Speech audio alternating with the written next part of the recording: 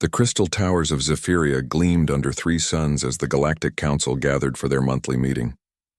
Ambassador Veltar adjusted his breathing apparatus and looked down at the data pad with obvious boredom.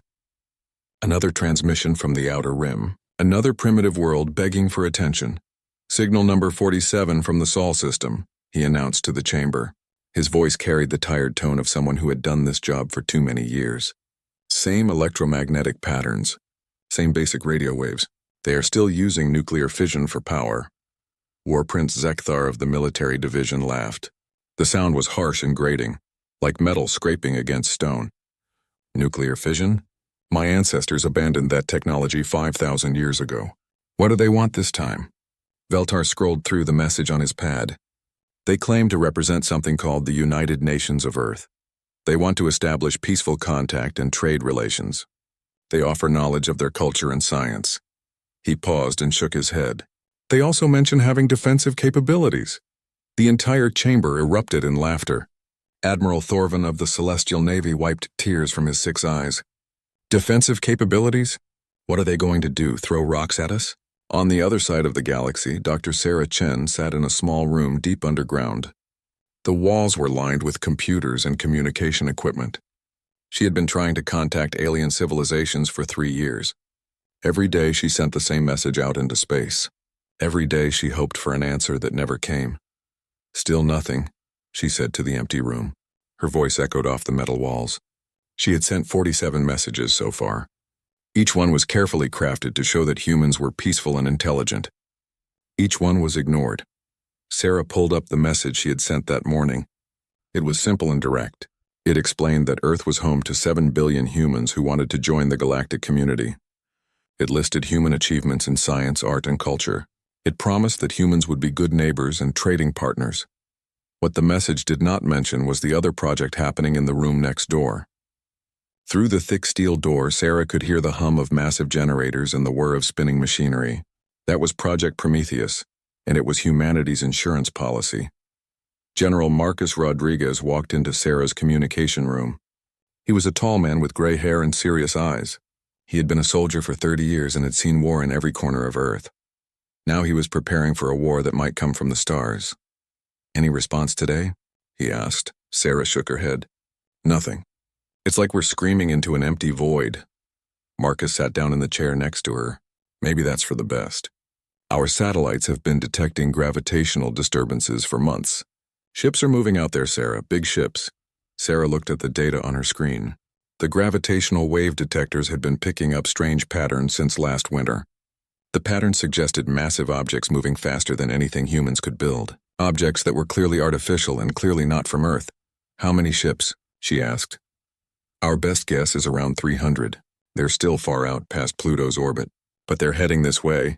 Sarah felt a chill run down her spine. 300 ships meant this was not a small exploration mission. This was an invasion fleet. Back on Zephyria, the Council was reviewing Earth's file.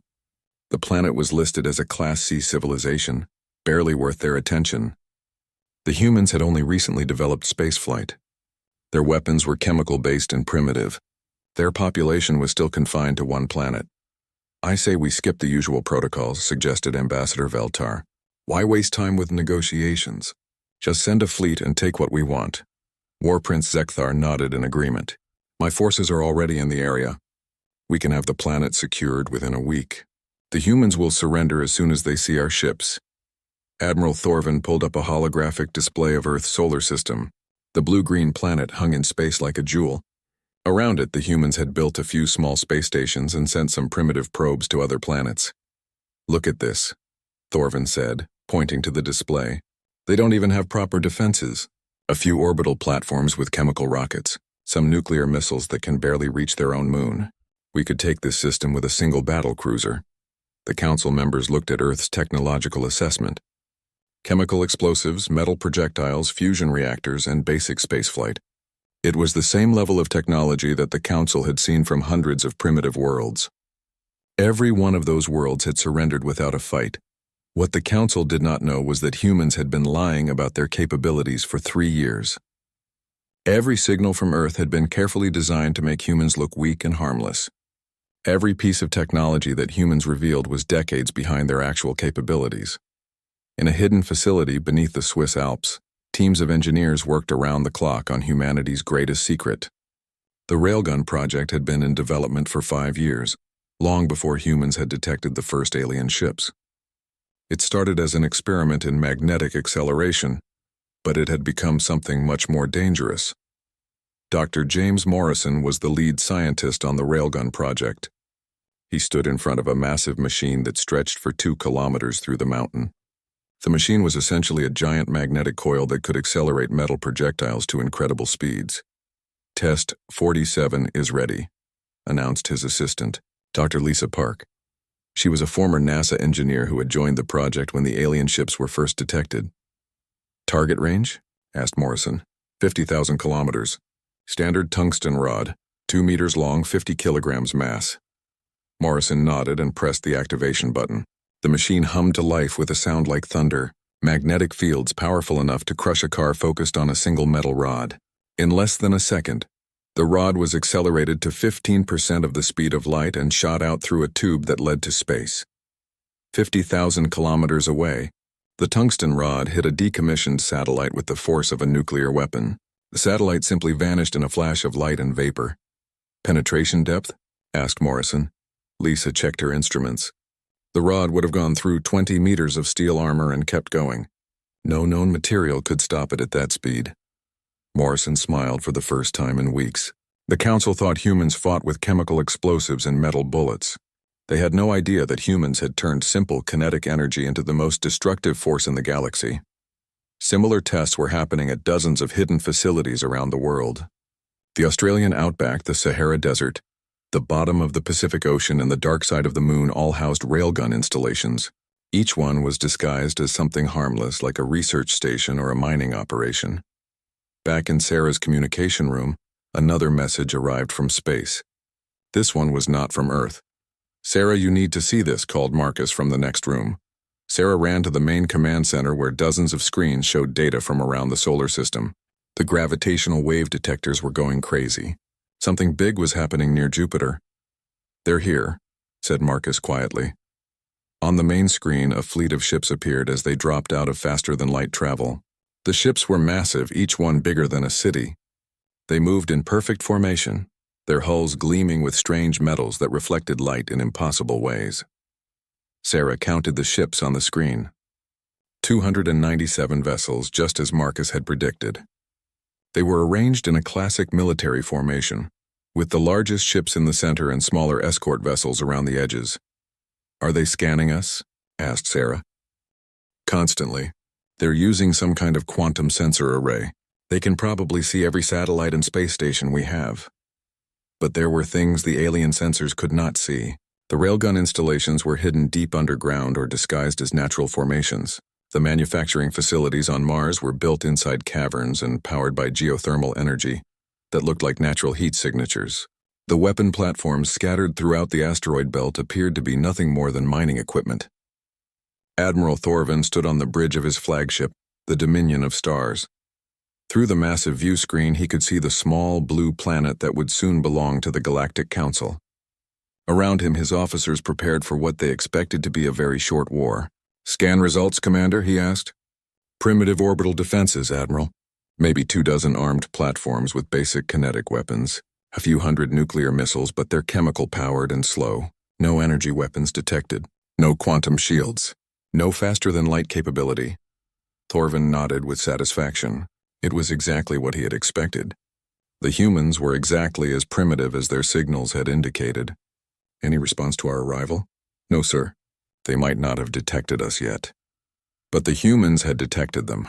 In command centers around the world, military leaders watched the alien fleet with growing determination. This was the moment they had prepared for. The moment when humanity would show the galaxy what humans were really capable of. President Elena Vasquez sat in the White House Situation Room, surrounded by her top advisors. On the screen in front of her, the alien fleet hung in space like a threat and a promise. A threat of conquest and a promise of the future that awaited humanity among the stars. "General Rodriguez, are our defenses ready?" she asked. "Yes, Madam President. All railgun batteries are charged and targeted. Our space fleet is hidden and ready to deploy. The manufacturing facilities are running at full capacity. Dr. Chen, one more attempt at peaceful contact? Sarah looked up from her communication equipment. I can try, but based on their formation and behavior, I don't think they're here to talk. The president nodded grimly. Then we do this the hard way. Send the message anyway. Let them know that Earth is willing to negotiate. Sarah began typing the final message that Earth would send as a free planet. It was simple and direct, just like all the others. But this time, there was an edge to it that had not been there before. This time, the message came from a species that was ready to fight for its freedom. As the message traveled through space toward the alien fleet, teams of engineers made final preparations on weapons that the galaxy had never seen before. In a few hours, the Galactic Council would learn that humans were not the primitive species they appeared to be. The war for Earth was about to begin, and the galaxy would never be the same. Admiral Thorvin stood on the bridge of his flagship and watched Earth grow larger on the main screen. The small blue planet looked peaceful from this distance. Soon it would be just another colony in the Council's vast empire. Signal from the planet, Admiral, reported his communications officer. They're requesting peaceful negotiations. Thorvin laughed. Every primitive species said the same thing when they first saw a Council fleet. They always wanted to negotiate. They always thought they had something to offer that might save them from conquest. Standard response, Commander. Give them the usual demonstration. The communications officer nodded and opened a channel to Earth. The message was simple and had been used on hundreds of worlds before. The Galactic Council had arrived. Earth had 24 hours to surrender completely. Any resistance would result in the destruction of all major cities. In the White House Situation Room, President Vasquez listened to the alien ultimatum with growing anger. The voice was cold and mechanical, translated by computer systems that reduced human language to basic concepts. Submit or die. Those were the only choices the aliens were offering. That's their idea of negotiation? Asked General Rodriguez. It's not negotiation at all, replied Dr. Chen. They're not even pretending to be interested in peace. President Vasquez looked around the room at her advisors. These were some of the smartest and most experienced people on Earth. They had spent 3 years preparing for this moment. Now it was time to see if their preparations would be enough. Send our response, she said quietly. Dr. Chen typed a short message and sent it toward the alien fleet. The message contained just one word. No. Admiral Thorvin received Earth's response and shook his head in amazement. In all his years of service, he had never seen such foolish defiance. Most species surrendered immediately when they saw the size of a Council fleet. The few that resisted usually gave up after the demonstration. Prepare the demonstration, he ordered. Target the largest asteroid in the outer system. Full-power antimatter bombardment. The fleet's weapons charged with a sound like singing crystal. Antimatter cannons that could destroy planets focused their energy on a single target. The asteroid was 20 kilometers across and made of solid iron. In a few seconds, it would be nothing but cosmic dust. The weapons fired in perfect synchronization. Beams of pure energy reached across space and struck the asteroid with the force of 1,000 nuclear bombs. The ancient rock simply vanished in a flash of light that could be seen from Earth. Broadcast that to the planet, ordered Admiral Thorvin. Let them see what happens to those who resist the Council. But the humans were not watching the demonstration with fear. In command centers around the world, military leaders studied the alien weapons with professional interest. The antimatter cannons were powerful, but they had limitations that human weapons did not share. Energy dissipation over distance, noted General Rodriguez as he watched the replay. They're powerful at close range, but they lose effectiveness as the distance increases. Recharge time between shots appears to be 30 seconds, added Dr. Morrison from the Swiss facility. Our railguns can fire continuously, Commander. Lisa Park was monitoring the alien fleet from her position on the hidden orbital defense station Unity. The station was disguised as a communications satellite and had been in orbit for 2 years. From the outside, it looked like a simple metal cylinder. Inside, it contained one of the most powerful weapons ever built by human hands. All systems green, she reported to General Rodriguez. Railgun batteries charged to full power. Tungsten penetrator rounds loaded and ready. How many ships can you target from your position? Asked the general. 12 of their heavy cruisers and the flagship. The tungsten rods are programmed with guidance systems. They'll track their targets even if the ships try to evade. General Rodriguez looked at the tactical display showing the positions of all human assets. 37 railgun installations were hidden around Earth and throughout the solar system. Each one was aimed at a different section of the alien fleet. Each one was ready to fire on his command. All stations, this is Rodriguez. Prepare for Operation Iron Rain. Fire on my signal. Admiral Thorvin was growing impatient. The 24-hour deadline was still 20 hours away, but he wanted to end this quickly. The humans had seen his demonstration and received his ultimatum. It was time for them to surrender. Any response from the planet? He asked. Nothing, Admiral. They appear to be ignoring our communications. Thorvin frowned. This was unusual behavior for a primitive species. Most worlds either surrendered immediately or begged for more time. Earth was doing neither. Scan the planet again. Are they preparing some kind of defense? The sensor officer checked his instruments. Negative, Admiral. Same primitive installations we detected before. A few orbital platforms with chemical rockets. Some nuclear missiles that couldn't reach us at this range. No sign of advanced weapons. But the aliens were looking for the wrong kind of weapons. Their sensors were designed to detect energy signatures from plasma cannons and particle beams. They could easily spot fusion reactors and antimatter storage facilities. What they could not detect were simple magnetic coils buried deep underground. War Prince Zekthar was studying the tactical situation from his own ship. Something about this felt wrong to him. In his 500 years of military service, he had conquered dozens of worlds. Most primitive species panicked when they saw a council fleet. They sent desperate messages begging for mercy. They offered to give up anything in exchange for their lives. The humans were doing none of these things. They had responded to the ultimatum with a single word, and then gone silent. That was not normal behavior for a defeated enemy. Commander, deploy long-range scouts, he ordered. I want a complete scan of the entire solar system. Sir, our initial scans showed nothing but primitive mining operations and research stations. Scan them again. Something doesn't feel right about this.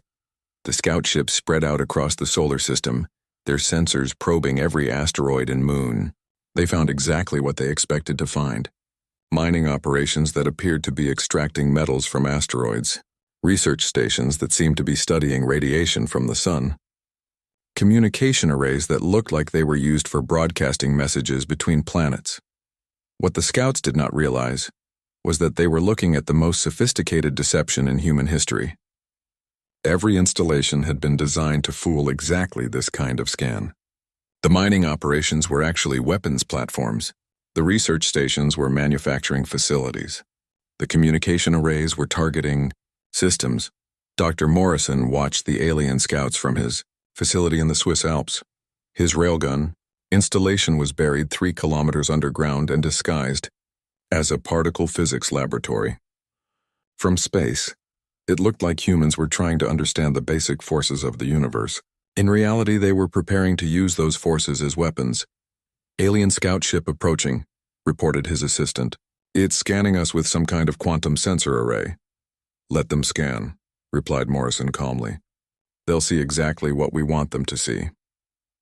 The alien scout ship detected a facility that was clearly being used for scientific research. The energy readings were consistent with a basic particle accelerator. The humans appeared to be smashing atoms together to study physics. It was exactly the kind of primitive science that the Council expected from a Class C civilization. The scout ship moved on, never realizing that it had just passed over a weapon that could destroy their entire fleet. Admiral Thorvin was reviewing the scout reports when the 24-hour deadline expired. Every scan had confirmed the same thing. Earth had no advanced weapons and no significant defenses. The planet was ready for conquest. All ships prepare for orbital bombardment, he ordered. Target their major cities first. A few strikes should convince them to surrender. The fleet moved into attack formation. 300 ships arranged themselves around Earth like predators surrounding prey, their weapons charged with deadly energy. In a few minutes, millions of humans would be dead and the planet would belong to the Council. First target, the capital city called Washington, announced the weapons officer. Antimatter cannon charged and ready.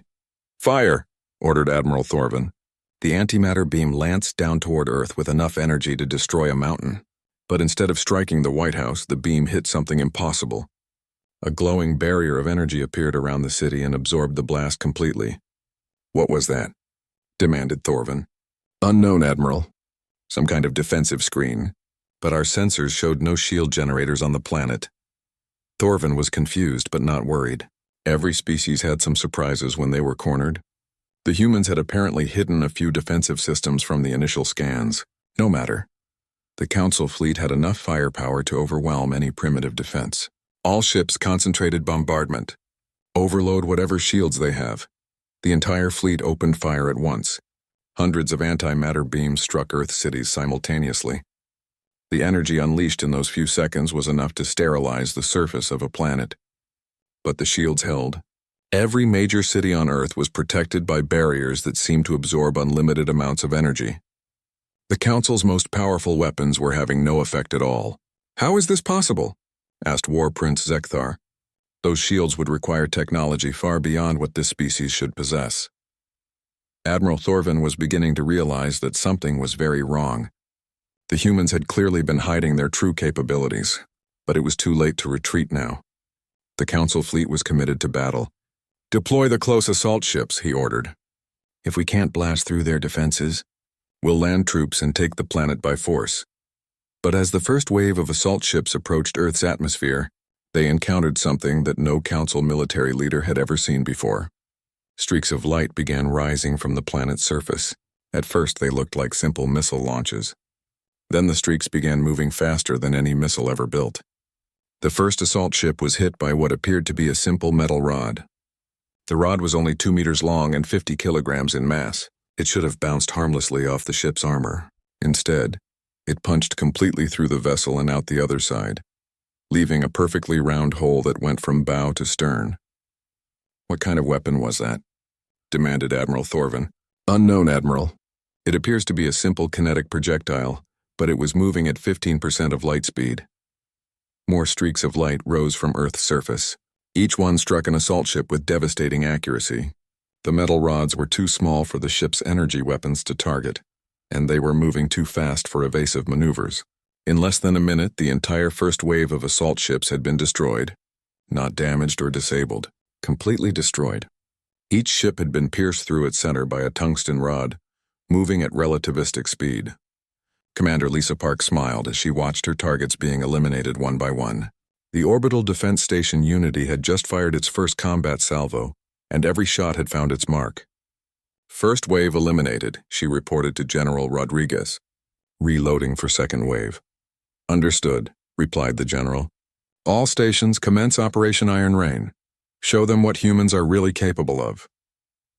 All across the solar system, railgun installations that had been hidden for years suddenly came to life. What the aliens had thought were primitive mining operations revealed themselves to be weapon platforms capable of launching projectiles at 20% of light speed.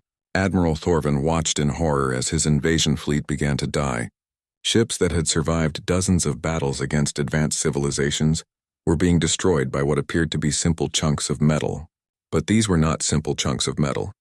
They were precisely engineered weapons moving at speeds that made them unstoppable. "All ships retreat to safe distance," he ordered desperately. But there was no safe distance from railgun fire. The tungsten rods maintained their deadly momentum across vast distances. Ships that tried to retreat found themselves under fire from platforms they had never detected. War Prince Zekthar's flagship was hit by 3 rounds simultaneously. The first rod disabled his main weapons. The second destroyed his engines. The third punched through his command bridge and killed half his crew. "This is impossible," he gasped as his ship began to lose atmosphere. "They're using kinetic weapons. Kinetic weapons should not be effective against quantum shields." But the Council had forgotten the basic laws of physics. Energy could be deflected or absorbed. Matter could not. When a solid object moving at relativistic speed hits a quantum shield, the shield simply fails. There is no technology in the galaxy that can stop pure kinetic force. The Battle of Earth was only 10 minutes old, and the Galactic Council was already losing. Admiral Thorvin gripped the arms of his command chair as another impact shook his flagship. Through the viewscreen, he could see his fleet being torn apart by weapons that should not exist. Simple metal rods were destroying ships that had conquered half the galaxy. "Damage report," he shouted over the sound of alarms. 17 ships destroyed, Admiral. 23 more showing critical damage. The humans are firing from positions all over their solar system. Thorvin could not believe what he was hearing. His sensors showed no major weapon installations. Just mining platforms and research stations. But those platforms were somehow launching projectiles at incredible speeds. How are they doing this? Where are the weapons coming from? His tactical officer pointed to the holographic display floating above the command center. Red dots marked the locations where enemy fire was originating. The dots were scattered throughout the asteroid belt, on the surfaces of moons and hidden in what looked like empty space. The mining operations were fake, Admiral. They're all weapon platforms. We've been tricked. Commander Lisa Park watched the alien fleet through her targeting computer. From her position on the defense station Unity, she had a clear view of the enemy formation. The aliens were trying to retreat, but they were moving too slowly. Her railgun could hit targets at any range. Target acquired, she announced to her crew. Enemy flagship range 90,000 kilometers. Firing tungsten penetrator. The railgun fired with a sound like thunder. Magnetic coils that could lift a battleship accelerated a 2-meter tungsten rod to 45,000 kilometers per second. The rod crossed the distance to the flagship in exactly 2 seconds. Admiral Thorvin saw the streak of light approaching his ship. For a moment he thought it was some kind of energy beam. Then the tungsten rod punched through his quantum shields like they were made of paper. The impact sent shockwaves through the entire ship. The rod entered through the forward hull and exited through the engine compartment, leaving a perfectly round hole 2 meters wide. Along the way, it destroyed 3 decks, the main computer core, and half the ship's power systems. Hull breach on decks 4 through 7, reported the damage control officer. Main power down to 30%. Engines offline. Thorvin realized that his flagship was crippled. The simple metal rod had done more damage than a direct hit from an antimatter cannon. The worst part was that the humans had hundreds more where that came from. Signal the fleet, he ordered. Emergency withdrawal to minimum safe distance. But War Prince Zekthar had a different idea. The military commander was not ready to admit defeat. His ship had taken 3 hits and was barely functional, but he still had enough weapons to fight back. All remaining ships, target the planet's surface, he commanded. If we cannot retreat, we destroy everything. 20 ships turned their antimatter cannons toward Earth. The combined firepower was enough to crack a continent. But before they could fire, more tungsten rods streaked up from the planet's surface.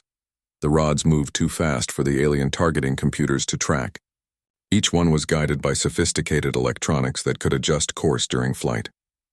The ships tried to use their energy weapons to shoot down the incoming projectiles, but it was like trying to stop bullets with flashlights. Dr. Morrison stood in his underground facility and watched the battle through satellite feeds. His railgun installation in the Swiss Alps had just fired its 15th shot of the day.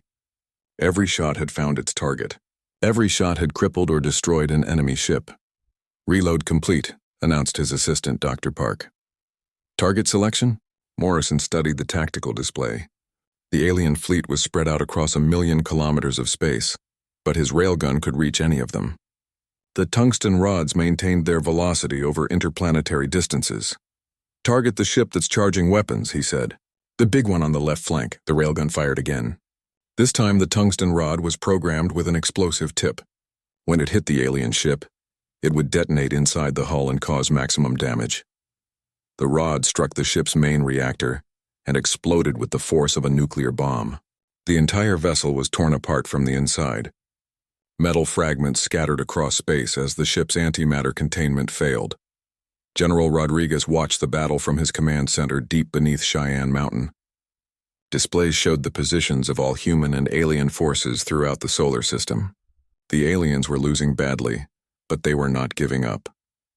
Status report, he ordered. 37 enemy ships destroyed, 28 crippled, reported his aide. All our installations are operational. No human casualties, Rodriguez nodded with satisfaction. Operation Iron Rain was working exactly as planned. The aliens had expected to face primitive chemical weapons and nuclear missiles. Instead, they were fighting the most advanced kinetic weapons in the galaxy. Order all platforms to concentrate fire on the command ships, he said. Take out their leadership and the rest will surrender. But the aliens were not ready to surrender yet. Admiral Thorvin had managed to restore partial power to his flagship. He was preparing for one last desperate attack. All ships that can still fight form up on me, he ordered. We're going to ram the planet. If we can't conquer it, we'll destroy it. 15 ships moved into formation behind the flagship. Their hulls were scarred and their weapons were mostly destroyed, but they still had enough mass to cause terrible damage if they struck Earth. Commander Park saw the alien formation and realized what they were planning. "General, the enemy ships are on a collision course with Earth. They're going to try to ram the planet." "Not if we stop them first," replied Rodriguez. "All stations target the ramming force. Full rate of fire." Every railgun platform in the solar system turned toward the approaching ships. Tungsten rods began streaming through space like deadly rain. The aliens had made themselves easy targets by flying in formation. The first ship was hit by 6 rods simultaneously. The tungsten projectiles shredded the hull and turned the vessel into a cloud of debris. The second ship lasted 3 seconds longer before it was destroyed in the same way. Admiral Thorvin watched his remaining ships die one by one. The human weapons were too accurate and too powerful. There was no defense against solid matter moving at relativistic speeds. "This is not possible," he said to himself. "We are the most advanced military force in the galaxy. How can primitives defeat us?" But humans were not primitives. They had been hiding their true capabilities for 3 years. Every signal from Earth had been designed to make humans look weak and helpless. Every piece of technology they had revealed was decades behind their actual capabilities. The final alien ship in the ramming force was Admiral Thorvin's flagship. It was hit by 12 tungsten rods in less than a second. The ship broke apart like a toy struck by hammers. Admiral Thorvin died instantly when the command bridge was vaporized. War Prince Zekthar was the highest-ranking alien officer still alive. His ship was drifting helplessly with no engines and no weapons.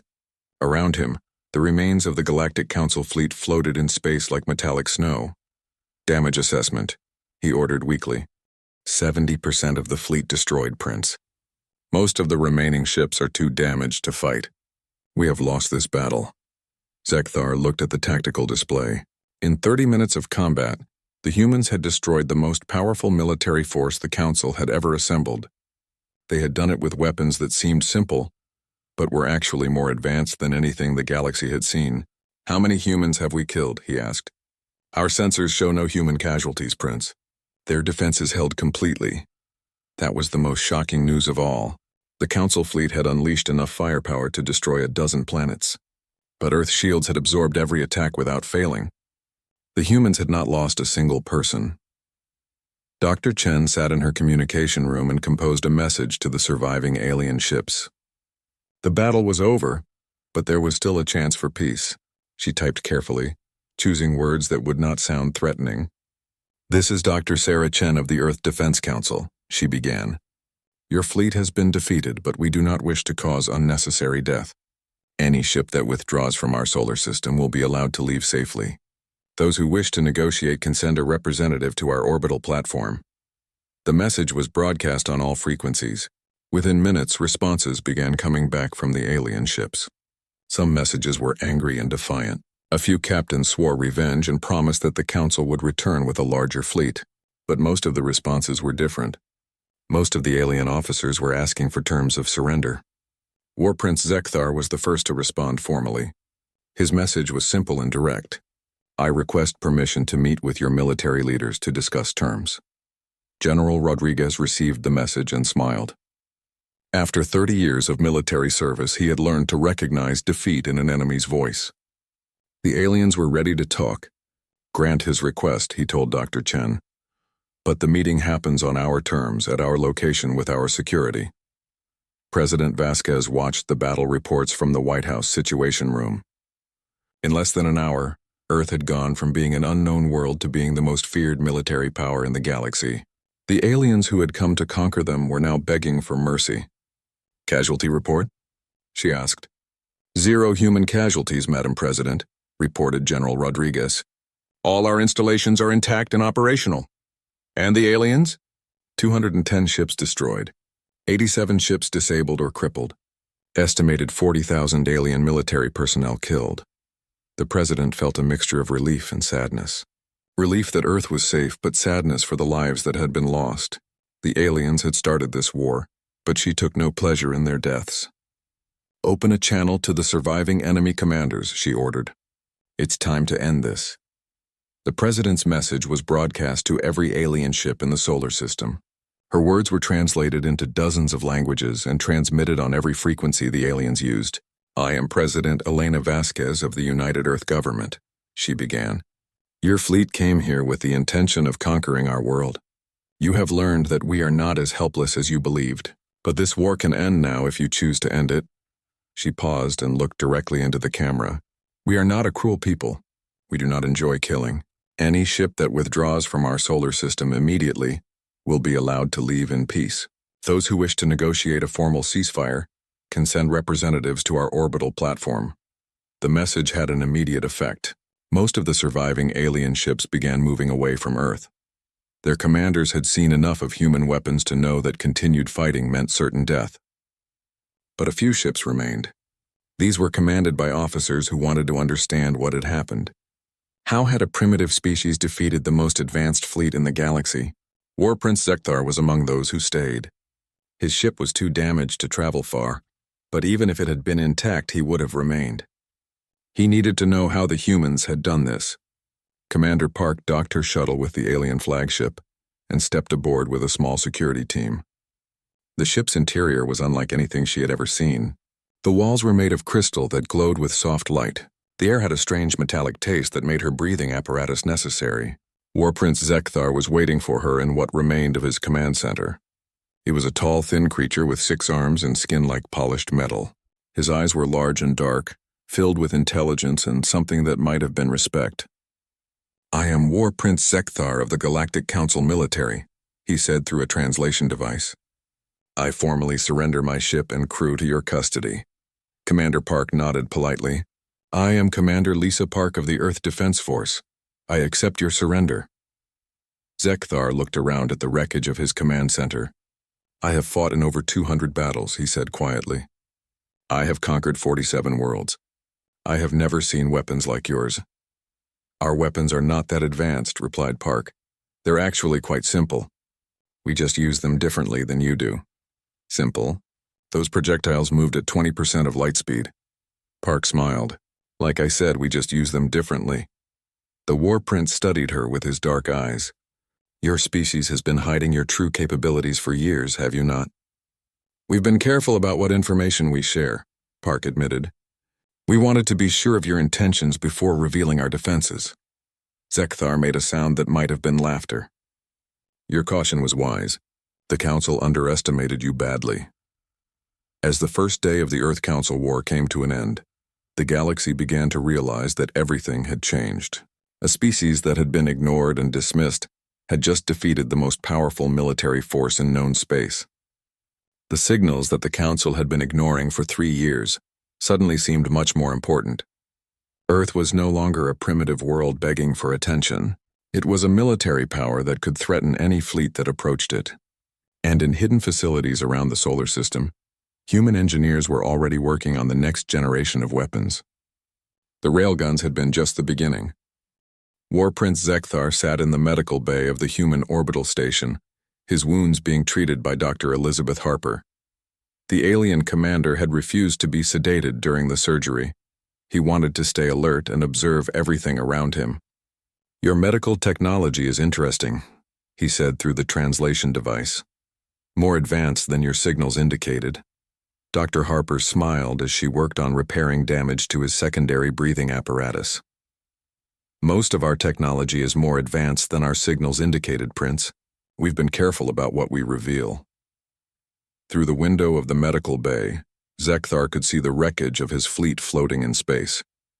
70% of his ships had been destroyed in less than an hour. The remaining vessels were either surrendering or fleeing toward the edge of the solar system. "How long have you been preparing for this?" he asked. 3 years, replied Dr. Harper. "Ever since we first detected your ships approaching our system."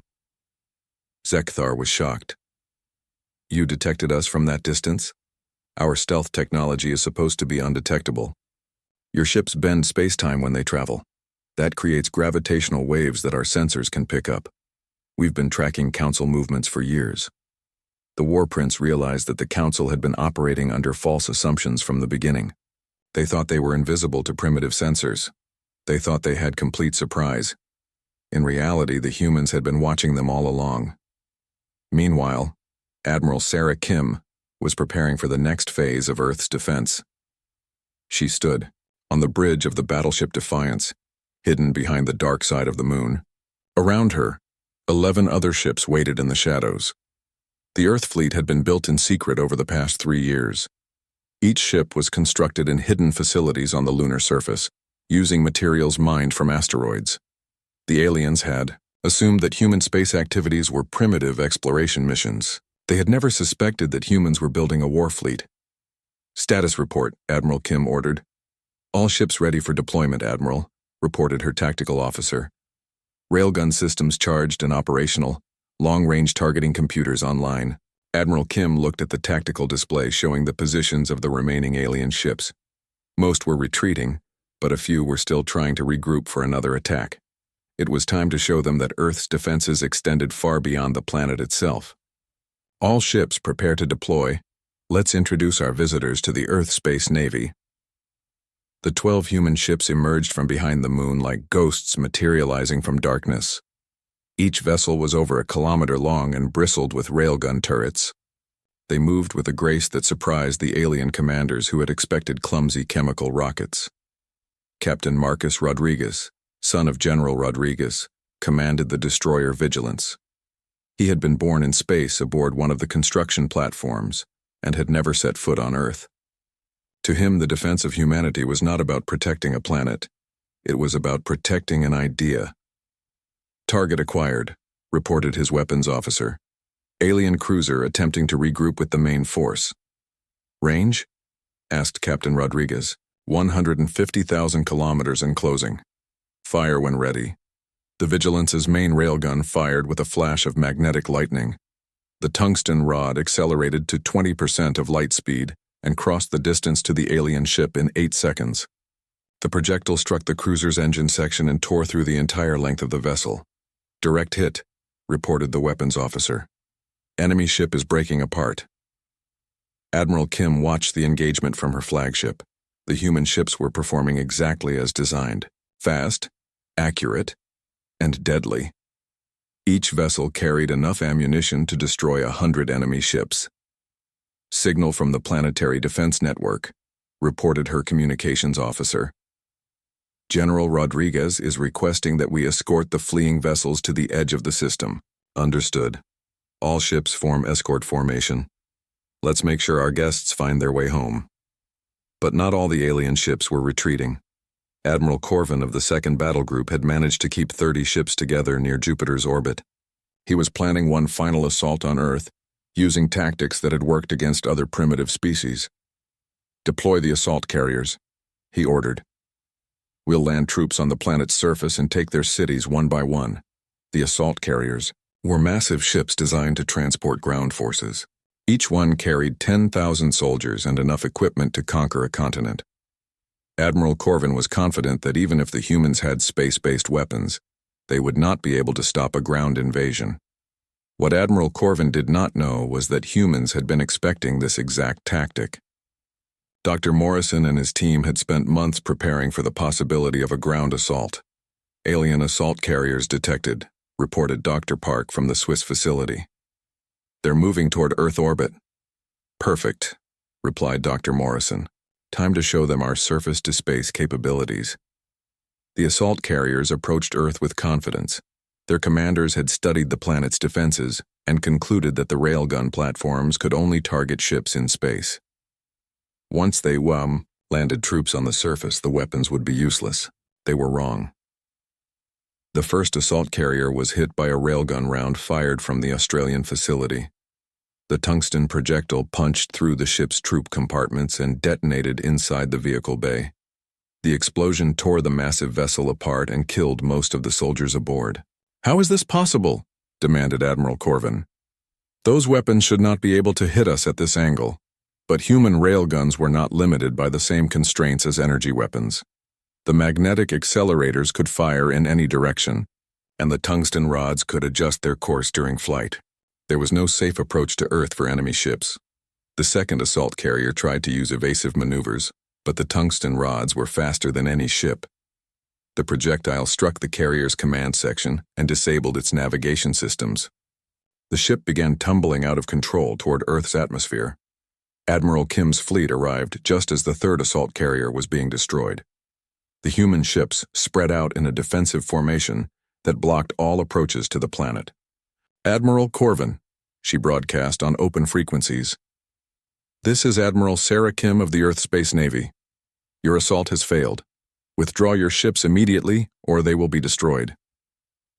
Admiral Corvin looked at the tactical display and realized that he was surrounded. The human fleet had appeared out of nowhere and taken perfect positions to intercept his remaining ships. Worse, the planetary defense systems were still firing with deadly accuracy. "Who are you people?" he transmitted back.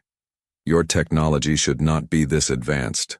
"We're humans," replied Admiral Kim simply, "and you've just learned that we don't like uninvited guests." The battle for Jupiter's orbit lasted only 20 minutes. The human ships moved with precision that amazed even their enemies. Each vessel carried dozens of railgun turrets that could fire continuously without recharging. The alien ships, designed to fight energy weapon battles, had no defense against the constant rain of tungsten projectiles. Dr. Chen watched the battle from her communication center and felt a mixture of pride and sadness. Humanity had proven that it could defend itself against any threat. But the cost in alien lives was enormous. She hoped that future encounters with other species would not require such violence. "Sarah," said General Rodriguez as he entered her room, "we're receiving surrender requests from 17 more alien commanders. They want to know what terms we're offering." "What terms should we offer?" she asked. "The same as always. Leave our solar system and never return with hostile intent. Any ship that wants to establish peaceful trade relations can send a single unarmed vessel to negotiate." Dr. Chen began composing the surrender terms. She was careful to make them fair but clear. Earth was willing to be peaceful, but only with those who approached in peace. President Vasquez was meeting with her cabinet to discuss the long-term implications of the battle. In one day, Earth had gone from being unknown to being the most feared military power in the galaxy. That would bring opportunities, but also dangers. "The aliens will be back," warned Secretary of Defense Harrison. "Maybe not this fleet, but others will come. They'll want to know how we defeated them." "Then we need to be ready," replied the president. "How quickly can we expand our defenses?" General Rodriguez pulled up a holographic display showing human military installations throughout the solar system. "We have manufacturing facilities on Mars, Europa, and Titan. With full production, we can double our fleet size every 6 months." "And the railgun platforms?" "We can build them anywhere. There's raw materials. The asteroid belt alone could support thousands of installations." The president nodded thoughtfully. "Do it. I want Earth to be so well defended that no one will ever consider attacking us again." But Admiral Kim had a different idea. She was meeting with her ship commanders aboard the Defiance, discussing the possibility of taking the war to the enemy. "The aliens expect us to stay in our home system," she said. "They think we're a defensive force that can't project power beyond Earth orbit." Captain Rodriguez leaned forward in his chair. "Are you suggesting we go on the offensive, Admiral?" "I'm suggesting we show the galaxy that Earth can protect more than just itself. There are probably dozens of species living under Council domination. Some of them might want to be free." The idea was tempting. Human ships with railgun weapons could probably defeat any Council fleet they encountered. But it would also mean expanding the war beyond Earth's solar system. "The decision isn't ours to make," Admiral Kim admitted. "But we should be prepared for the possibility." War Prince Zekthar was listening to these discussions from his medical bed. The translation device picked up conversations throughout the station, and he was learning more about human capabilities every hour. "Dr. Harper," he said during his next treatment session, "how many ships do you actually have?" The doctor paused in her work. "Why do you ask?" "My people will want to know what they're facing if they decide to return." Dr. Harper considered her answer carefully. "Enough to defend ourselves," she said finally, "and enough to help our friends defend themselves too." Zekthar understood the implication. The humans were not just building a defensive force. They were building an offensive capability that could threaten Council territories throughout the galaxy. As the first week after the battle ended, the last alien ships left Earth's solar system. Some carried messages of surrender. Others carried reports of the devastating human weapons. All carried the news that the galaxy had a new military power. The Galactic Council on Zephyria received the reports with growing alarm. The species they had dismissed as primitive had just destroyed their finest fleet. Worse, the humans seemed to have weapons technology that the Council had never seen before. "How many ships do they have?" demanded Council Leader Veltar. "Unknown," replied the messenger.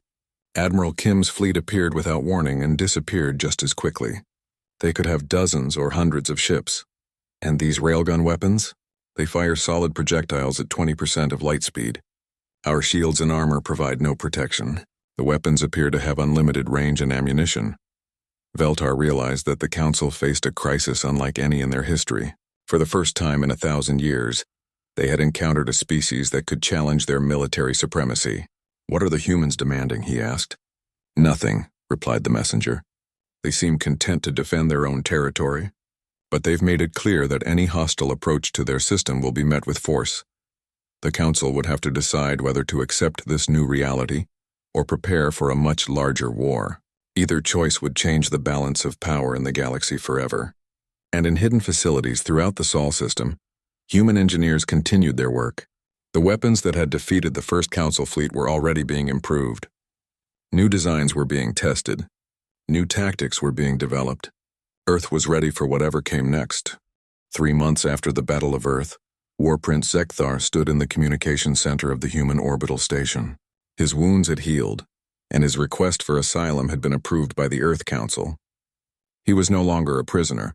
He was Earth's first alien citizen. "The Council is gathering their largest fleet ever assembled," he told President Vasquez during their weekly briefing. 5,000 ships from every corner of the galaxy. They call it the final armada." President Vasquez nodded calmly. She had expected this response. The Galactic Council could not allow Earth's victory to go unanswered. Their entire empire was built on the belief that they were militarily supreme. "How long before they arrive?" she asked. 2 years, maybe 3. "They need time to gather ships from distant territories and prepare for a long campaign." "That's enough time," said General Rodriguez. "More than enough." Zekthar looked puzzled. "Enough time for what? To build more defenses?" General Rodriguez smiled. "To change the entire balance of power in the galaxy." Dr. Chen entered the briefing room carrying a datapad with the latest intelligence reports. Over the past 3 months, Earth had been receiving messages from dozens of species throughout the galaxy. Word of the Council's defeat had spread far and wide. "Status report on the Resistance Network," she announced. 47 species have made contact requesting military assistance. 12 have already received shipments of railgun technology. 6 have successfully tested the weapons against Council patrol fleets. President Vasquez studied the galactic map displayed on the main screen. Red dots marked Council territories. Blue dots marked species that had contacted Earth. Green dots marked worlds that had already begun their own rebellions. "The Council is losing control," she observed. "Their empire is falling apart." "It was always fragile," explained Zekthar. "The Council ruled through fear and superior weapons. Once that advantage was broken, rebellion was inevitable." Admiral Kim entered the briefing room fresh from a mission to the Kepler system. Her fleet had just delivered railgun platforms to the Meridian Alliance, a group of species that had been fighting Council domination for decades. "The Meridians send their thanks," she reported. "They used our weapons to destroy a Council patrol fleet yesterday. No human casualties, minimal Meridian losses." "How many Council ships were destroyed?" asked General Rodriguez. 37 vessels, including 2 heavy cruisers. The Meridians are calling it the liberation of Kepler Prime. This was the new reality. Human technology was spreading throughout the galaxy, carried by volunteer crews aboard ships that seemed to appear from nowhere. The Council's intelligence services could not track them all. Commander Lisa Park had been promoted to Admiral and now commanded the Stealth Reconnaissance Fleet. Her ships used new cloaking technology based on gravitational wave manipulation. They could observe Council movements without being detected. "Latest intelligence from the core worlds," she reported. "The Council is having trouble maintaining order. 3 more systems have declared independence this month. The Andromedan Collective has stopped paying tribute. The Centauri Federation is demanding representation in the Council chambers." President Vasquez looked around the room at her advisors. These people had guided Earth through its first contact with alien civilization. Now they were helping to reshape the entire galaxy. "What's our current military status?" she asked. "Fleet strength is up to 200 ships," reported Admiral Kim. "All equipped with 3rd-generation railgun systems. We have defensive platforms in 17 solar systems and manufacturing facilities on 34 worlds. Human casualties: 0 combat deaths in the past month, 15 injuries from industrial accidents during platform construction. The contrast with Council casualties was stark. Over the past 3 months, rebel forces using human weapons had destroyed nearly 1,000 Council ships. The railgun technology was proving devastatingly effective against every type of defense the Council possessed.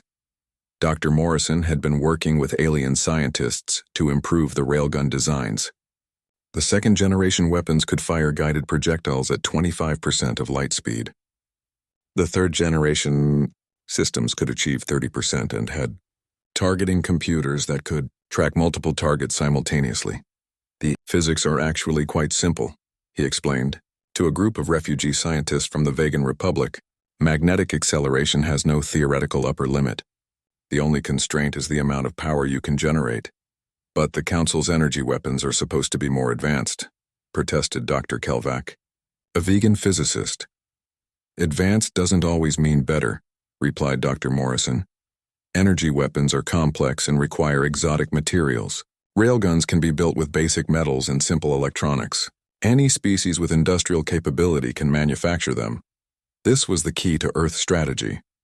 Human weapons were not just powerful, they were easy to produce and maintain. Species that had been dependent on Council technology for centuries could now build their own defenses. War Prince Zekthar had become Earth's most valuable intelligence asset. His knowledge of Council military doctrine and strategy helped human planners stay ahead of their enemies.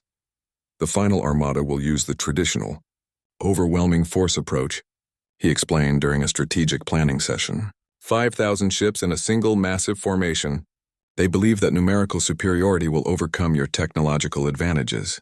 Will it work? Asked Admiral Kim. Zekthar considered the question carefully. 3 years ago, yes.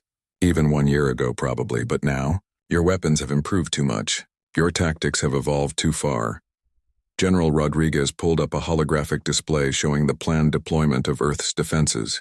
The Sol system now contained over 1,000 railgun platforms. The asteroid belt had been turned into a fortress that could destroy any approaching fleet. Let them come, he said quietly. We'll be ready. But Earth's strategy was not purely defensive. President Vasquez had authorized Operation Liberation, a coordinated campaign to free as many Council territories as possible before the final armada arrived. Admiral Kim commanded the operation from her flagship Defiance. Her fleet had grown to 50 ships, each one carrying enough firepower to destroy a traditional battle group. They moved through Council space like ghosts, appearing suddenly to deliver weapons and supplies to rebel forces. Next target is the Tau Ceti system, she announced to her fleet commanders. Intelligence reports that the local population is ready to revolt. They just need weapons and training. Captain Rodriguez, now commanding the heavy cruiser Determination, studied the tactical display. Council presence? 1 orbital station and a patrol fleet of 20 ships. Standard garrison force. Rules of engagement. Minimize casualties where possible, but the mission comes first. The people of Tau Ceti have been slaves for 200 years. It's time to set them free. The Battle of Tau Ceti lasted exactly 47 minutes. Human ships emerged from hyperspace and immediately began targeting Council vessels with railgun fire. The patrol fleet tried to respond with energy weapons, but the human ships were too fast and too well armored. The orbital station surrendered after watching half the patrol fleet be destroyed.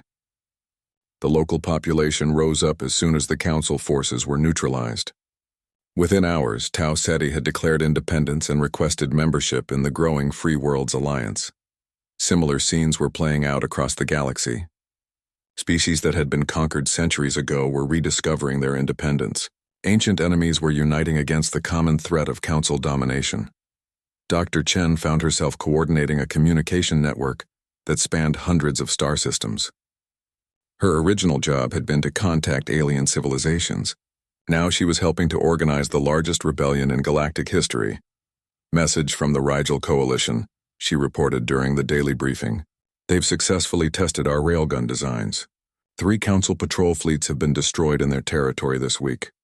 Any requests for additional support? Asked President Vasquez. They want technical advisors and manufacturing equipment. They're ready to start building their own weapons platforms. Approved. Send the Endeavor with a full engineering team. The Free Worlds Alliance was growing faster than anyone had expected. What had started as Earth's defense against invasion had become a galaxy-wide revolution. Species that had never heard of humans were using human weapons to fight for their freedom. War Prince Zekthar watched these developments with amazement.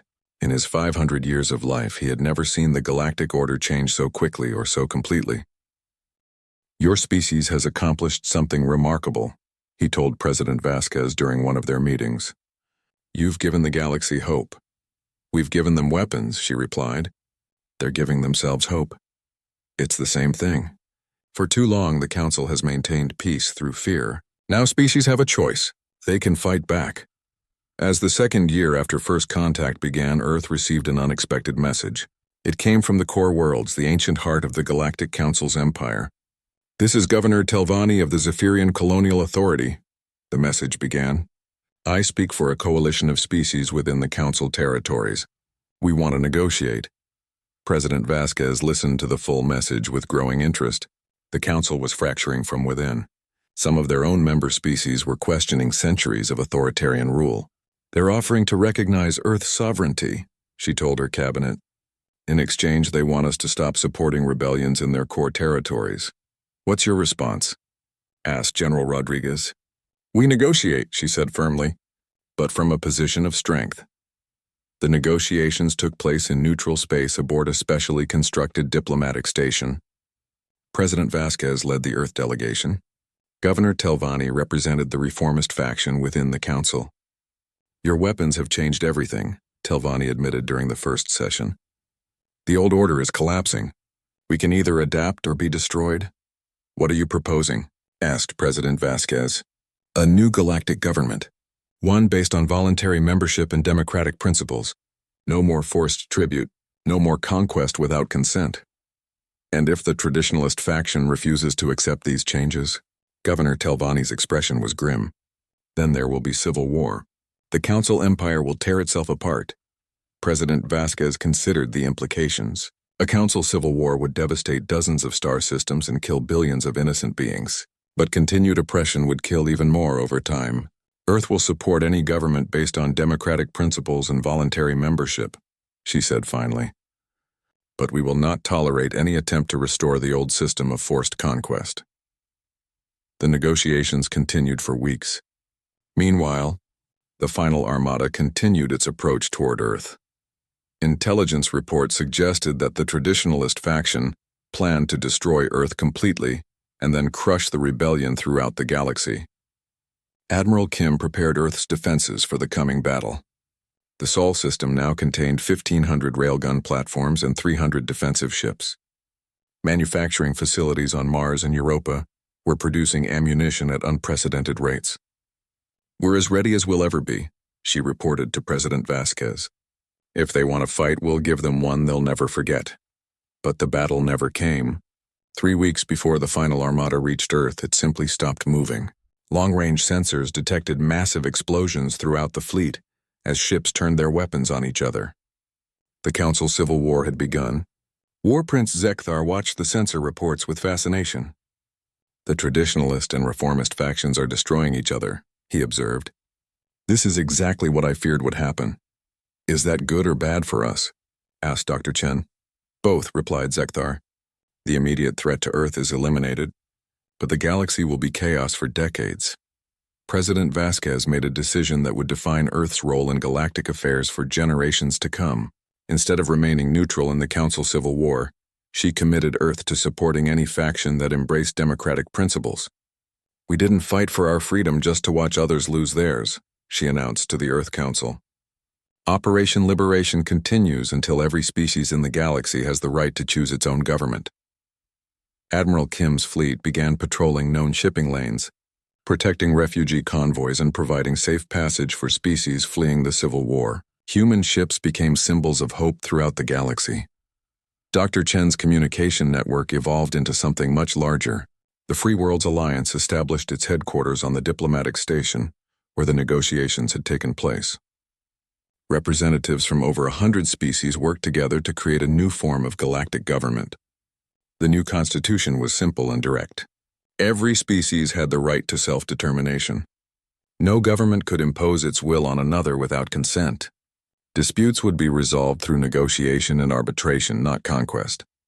5 years after the first alien ships appeared in Earth's solar system, President Vasquez stood before the inaugural session of the Galactic Democratic Assembly. Representatives from 300 species filled the vast chamber. At the center of the room, the Earth flag hung alongside the banners of worlds that had never heard of humans until recently. "Today marks the beginning of a new era," she said in her opening address. "An era where strength comes not from the ability to conquer, but from the willingness to cooperate. Where peace is maintained not through fear, but through mutual respect." War Prince Zekthar, now serving as Earth's ambassador to the Assembly, watched from the diplomatic gallery. The species that had once been dismissed as primitive now led the largest democratic government in galactic history. Admiral Kim commanded a fleet that patrolled 2/3 of the galaxy, ensuring that no species could be forced into slavery or conquest. Her ships still carried railgun weapons, but they were used primarily as a deterrent. Most conflicts were now resolved through diplomacy. Dr. Chen directed an interstellar communication network that connected billions of beings across thousands of star systems. The signals that had once been ignored by the Galactic Council now carried messages of cooperation and friendship throughout the galaxy. And in research facilities throughout human space, scientists worked on new technologies that would benefit all species. The same innovative spirit that had created railgun weapons was now focused on solving problems like poverty, disease, and environmental destruction. The galaxy that had ignored Earth's peaceful signals for 3 years now listened carefully to every word humans spoke, not because they feared human weapons, but because they respected human wisdom. The species that had called themselves primitive had taught the galaxy what true civilization really meant.